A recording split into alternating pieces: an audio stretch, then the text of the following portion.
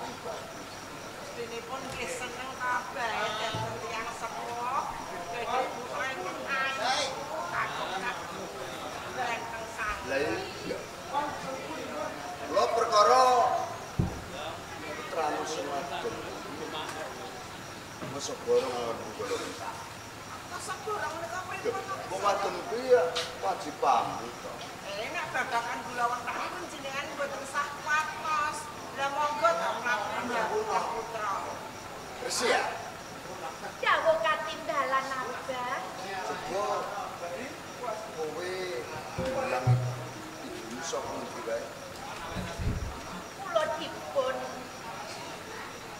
mulang Kanjeng Ibu menika Tandang-tandung. tandang-tandung Wicara sak cap sak klimak. tindak Ah, sak eling-eling. Kuwi paugerane wong urip kanggo njaga marang pribadi. Atise seorang nek njaga marang kasusilan.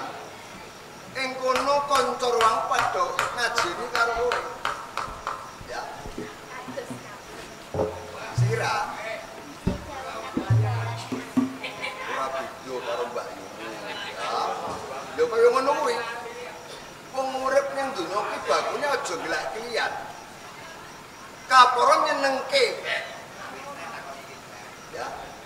Nyenengke kuwi ibadah kang gedhe banget. Ketimbang kowe ngamal sedekah kowe nyenengke wong. Abdullah luwe-luwe kowe anak jalu. Sing tak percaya murid-murid ana lorong kene akeh wilangane.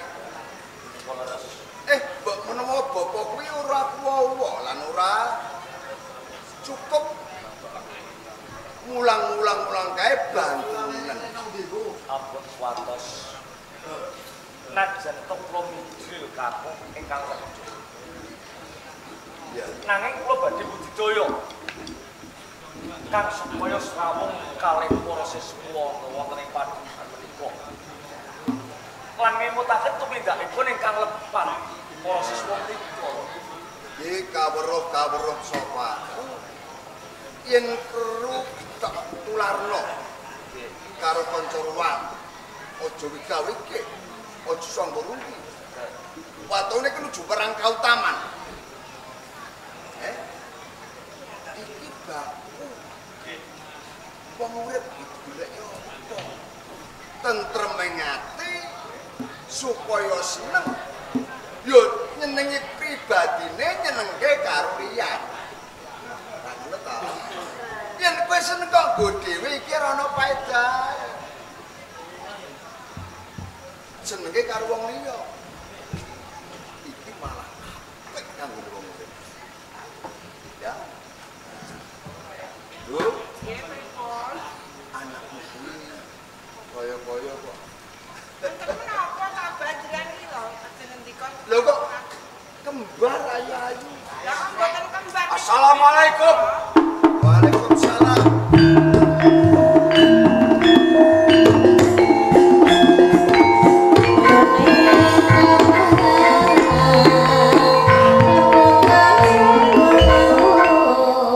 Nuwun sewu sana.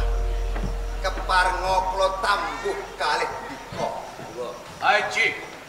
Nuwun sewu menika sok ora ngerti. Basa niku sing ora ngerti niki. Tambuh niku apa? Tambuh niku teka. Nek mitambuh iki ngerti dak ora ngerti iki jeneng mitambuh. Betul, betul. Lah dados kula ngaten nika supaya padha ngerti karepe. Monggo-monggo nikah. Bareng Nggih, keparenga tetepangan wijil saking pundi lan sinten asmane. kula saking kerajaan Turki. Saking Turki. Katuran asma sinten? Kapten Lasar. Kapten Lasar. Kepareng derek Nilo Krami. Paguron wonten ing Rum Skutari. Pendana paling asma sinten? kula menika tiyang mastani Abah Mansur C.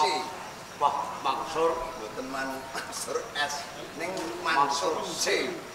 Dene napa Rama? Jas. pangapunten menawi kang depladuk kurang duga. Mboten. Namung kewol, kula badhe nyuwun pirsa. Perkawis menapa Sakti? Kabar ingkang tampi satunggaling wiku ingkang bentur kabar sithik paningali. Anggenipun degulang dening para murid. Menika sami ala. Monggo kemawon anggenipun mastani. Nanging kula menika bebasan sak candak-candak kula, sak gaduk-gaduk kula anggen kula mulang dhateng murid-murid sedaya. Oh, ngaten. Nggih. Bapak apa maksud? Sang kapten. Saestripun wonten Gati. Lajeng menapa Nggih? Kula badhe nyuwun pirsa. Ngenani bangku pamulangan punapa taksih ingkang lodang Pamulangan. Nyuwun sewu. Ingkang badhe dipun sekolahaken menika kakung napa putri? menika kakung. Kakung. Menapa jenengan piyambak? Boten. Putra saking kerajaan Turki, Sinten asma? Pangeran Saladin. Oh, Pangeran Saladin. Tapi kula tak nuwun pirsa kalih anak kula Abdullah. Menika tiga. Nggih anakku sedaya. Menika Sami kemawon. iki setunggal. Dawa apa? Kira-kira dambare pamulangan sing papane kakung ke iso ana sing wedok. Manawi kula taliti taksih wonten. Taksih tunggal. Sik. Menika dawah kaleresan. Sis tunggal. Menika kapasang logi teges boten sia-sia tebih saking kerajaan Turki. Radene menika Pangeran Saladin taksih wonten ing dalem Turki. Oh, ngaten. Menawi wonten kal bangku paulan kosong, maka kula kanthi minggah ing pedhak padepokan monggo hospital. Sangat ten.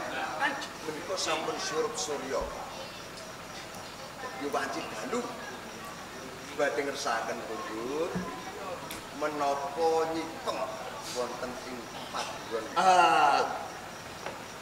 Nun sewu, menawi kepareng, kula badhe nyipeng sawetawis kemawon. Badhe nyipeng. Nggih namung sak wonten-wontenipun.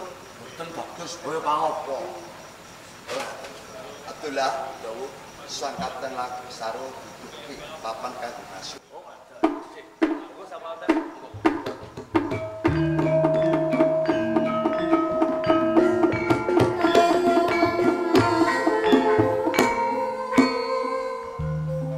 Siap.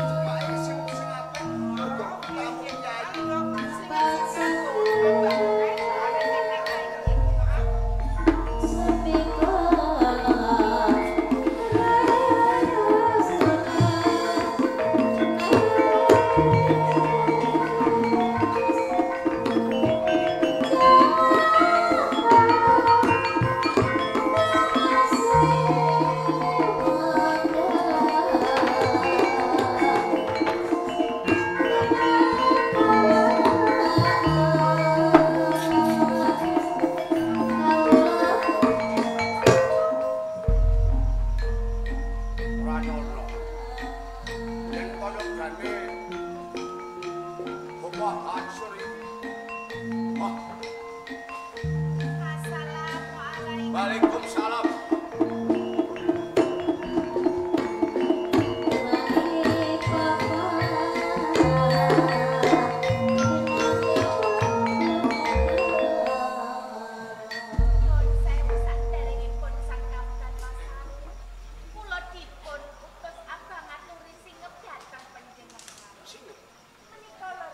Kang kuat.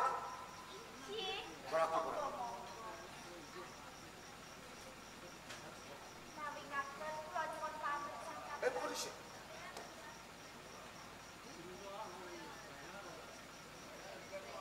Papan ana ing Grup Sutari. Aku durung tetepan kawan kuwi.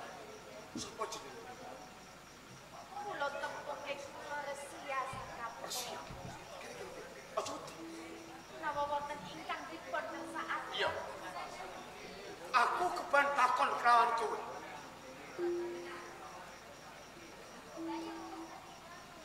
Wis coba dulu. Kula menika tasih tekno. Tasih reget. Sreget. Yen ngono padha karo aku. Saka kerajaan Turki Kapten Rasal pangkatku aku duwe bojo. Ayumu kaya-kaya tutut rasane atiku. Tuh tenuh lawanku. Liripun kados pundi? Aku tresno kelawan kowe.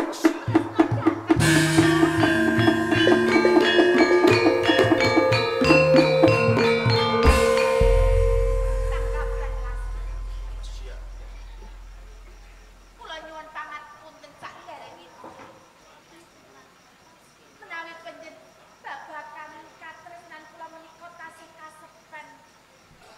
Kula boten sagah, Sang Kapten. Jeneng tresno kena kok sinau. Sithik buka sithik bakal tresno sager gelem dadi bojoku. Nanging boten, Sang Kapten. Sekali kowe. Aja ngias lawan Kapten Lasar. Belum ora. Boten, Sang Kapten. Jalaran nembe sepeda kemawon kula tepung panjenengan kula dereng saged nampi ka. Yen ora gelem tak prawas persiap. Pripun?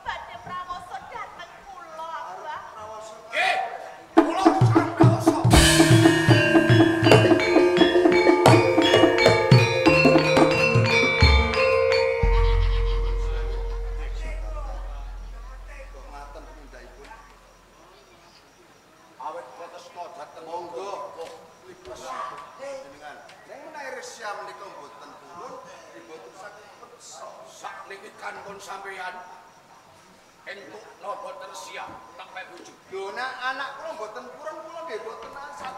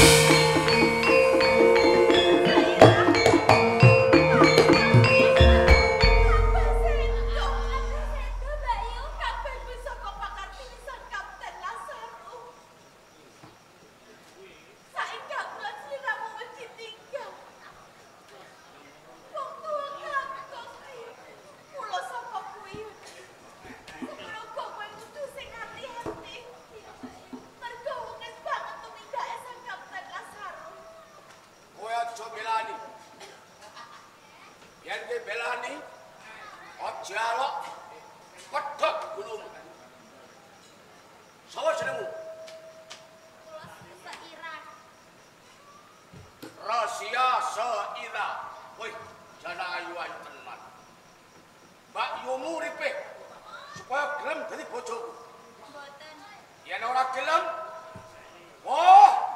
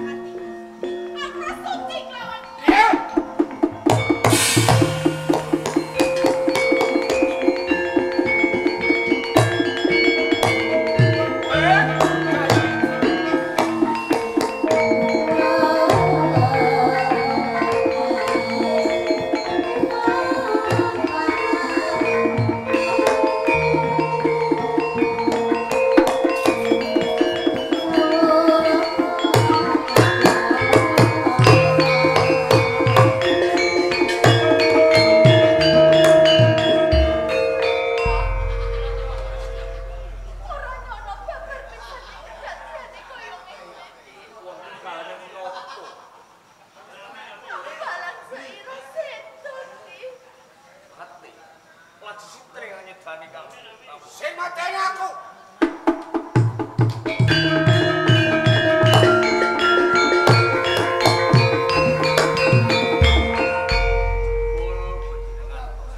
Pancen aku sing mateni. Wajib matipun tiyang sepuh kula kan kadang kula menapa.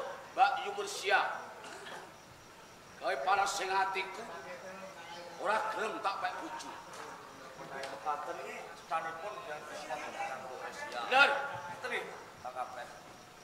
Wong tiyang Tresna nika mboten kena dosa. Menawi kanggo Resia mboten dosa dhateng panjenengan. Panjenengan pados panita sanes tak sampun. Ning jagat Turki akeh wadon sing ayu. Lah nggih. Nek aku siji wae ora ana sing ngudupno. Sawise aku munggah ora ing kono futari. Ngerti Mbak Ayu Musia. Aku putus ati. Nah itu Mbak Resia niku mboten kersa dhateng sampean. Aku jaluk. Gelem ngripe Mbak Yu. Oh. Bayu, Abdullah, saestu tidak mboten kersa napa kersa. aku moh Sangaten kula ripih mboten kersa. Mila kula aturi cabarake mboten cabarake kula kepalangipun.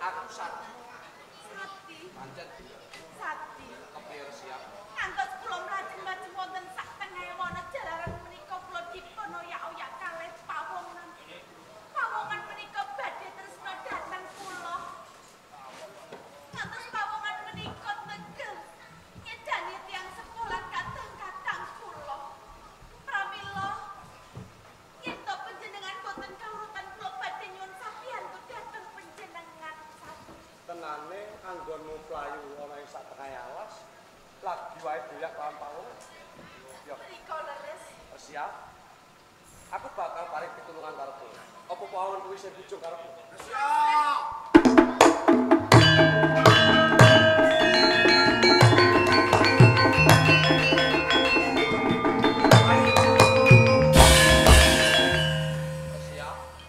Apa iki pawongan sing bujung karo kowe? Ora.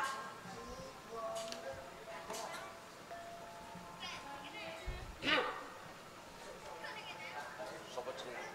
Tepungake. Aku Sadi saka kerajaan Turki. Kosok kaline aku Kapten Lasana Kapten. Ana sambungan apa kelawan Persia. Kapten Lasana. Babar pisan aku ora duweni sambung rangan sedulur salah kacang. Ya ora do mikir. Tenane aku pengen paring pitulungan. Yen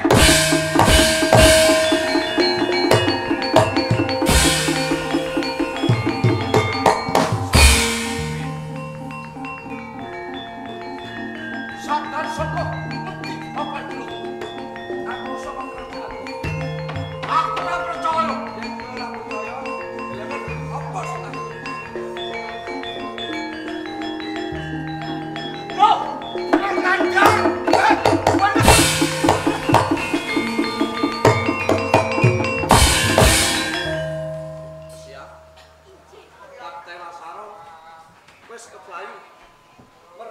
ngerti yen aku saka kerajaan Turki. Kula matur nuwun sanget dhateng Sinten. Kinto mboten panjenengan tetulung dhateng kula kelapan kula dipun prawoso kelawan Kapten Lasar. Rahasia, Injil kula. aku arep takon, apa sing karepmu? Kula kepengin kondur wonten ing Rum Sekutari. Tenane Kakang Sakti. arep bali ana ing Rum Sekutari. Yen ngono ayo kita gelek.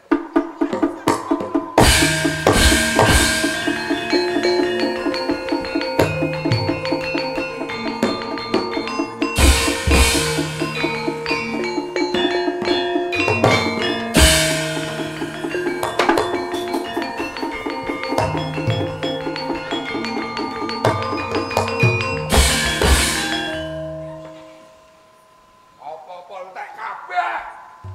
Nuruti wong tuwa ora dadi penak malah dadi rekoso.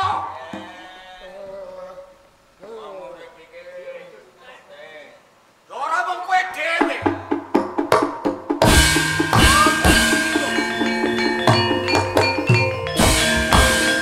Melarat entek kabeh nek dhewe sandangan teh. Ora Kapten Lasar. Piye? Sause muga ana ing Rum Sekutari. Wah. Sian tenan. Piye? Anake opo Almansur. Wah, iya udah pakap. Jenenge Rusia. Wah, terus Aku golek pawitan. Dan ento tak nekos wengi. ento Aku tak ngene. terus aku nek ijo ono tunggale ora. Ono. Ono tunggale. Tunggale. Iya. Rusia tak tempu. Pak bojo. Gelem wis Ora gelem. Watake Kapten Lasar. Lasar. Sok kerajaan Turki. Turki. Sopo sing belani? Tak pateni. Terus Abah Mansur rentuk tembung. lu Tak pateni. pateni wae. Anake Abdullah yo tak pateni. Lu. Sok irayu arep jual. Ayo. Jawane Yo. tak piloro. Tak pokrek tangane potongan. Tak ketok bocah pendemur piwan. Wong pateni sisan. Pateni. Wah, iki tulung. Isih sitok pateni sisan. Dan mati kabeh sanane wong kok mbok pateni. Kapten Lasar jagal menungso ning kalae sepung sepele. Sing kalae pi. Ana bocah karo sing desani belani karo Rusia. Ngaku bocah saka kerajaan Turki. Aku ora percaya. Terus Jebol ngatunke tondo. Tondo akeh saka kerajaan Turki. sesupe. Sesupe. Lah akeh kuwi nang kono iki akeh lho. Oh iya. Tondo kerajaan. Lho. Meniku Iya. celaka niku. Ya ora hukum kerajaan Apa? Turki. Ketok Yang paling genah niku. Sampean niku Nganti Kapten Lasaro Indra Mukamat. nggih. Indra Mukamat kuwi gara-gara tadi. Sadi padha ae. dasare dasar. Aku iki sobek perkara sami Sadi. Terus Aku iki jane nak golek pengalem-alem, golek penggalem bono. Aku iki ceritane nak dikongkon nunggone Sitiro kana lombane. Sama tadi tau. Tak tunggone. Lah ana bocah.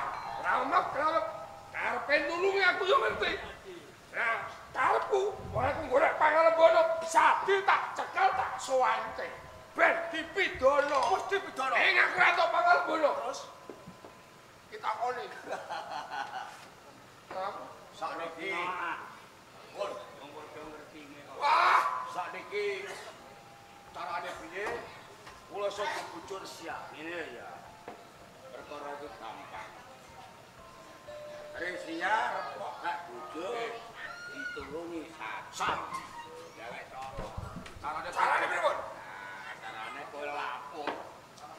Lapor karo Sitiro Kana. Lapor kali Sultan. Ya, mereka Lapor pripun? sethithik Sitiro Kana iki nek tresno karo Sadi. Nggih. Nah niku. Iya, nek kowe lapor, nek Sitiro Kana mengko ra ning gunakake. Ngaten tak lapor sik. Biasa kowe. Lapor sik. Kosok ngene bareng-bareng kok. Wong ora